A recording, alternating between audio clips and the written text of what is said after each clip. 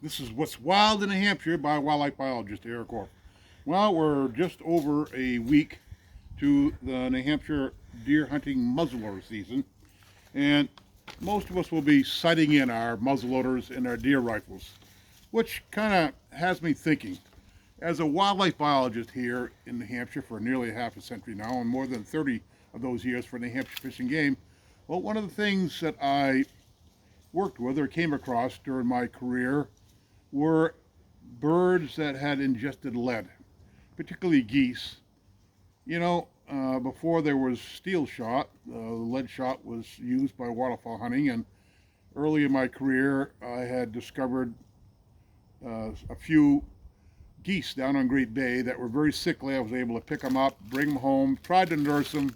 They always died. So, a duck gets a BB, ingest it, eat it, they die because their gizzard grinds it up and they get lead poisoning and die.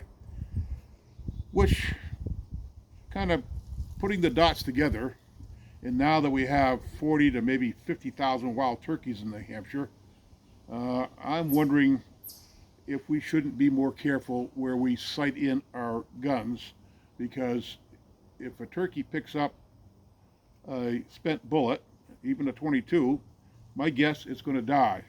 So, for those that like to set a couple of cans up in the backyard and do some plinking, I know I changed my mind here more than a decade ago. I am very careful where I set up and shoot, because let's face it, if you set up and sight in your gun or do some plinking and it's where you feed turkeys or where turkeys are feeding, you actually might kill more turkeys with your spent lead that you would take in several hunting seasons. Lead picked up by birds is death. It really is. So I think I would just like to encourage my fellow hunters to be judicious about where you sight in, where you're shooting, to make sure that there is little likelihood of wild birds picking it up, particularly our turkeys. So at an approved gun range or maybe a sand pit, some particular place that is not frequented by turkeys would be where I think we should be sighting in this fall. So yeah, time to sight in our smoke poles and our guns. But as a wildlife biologist, it's kind of been in my mind in a while that I think with the number of turkeys we have, 40 to 50,000, we need to think where we spread our lead. We really do. Not so much while we're hunting, but while we're sighting in. So keep in mind, we're going to get a sight in this fall.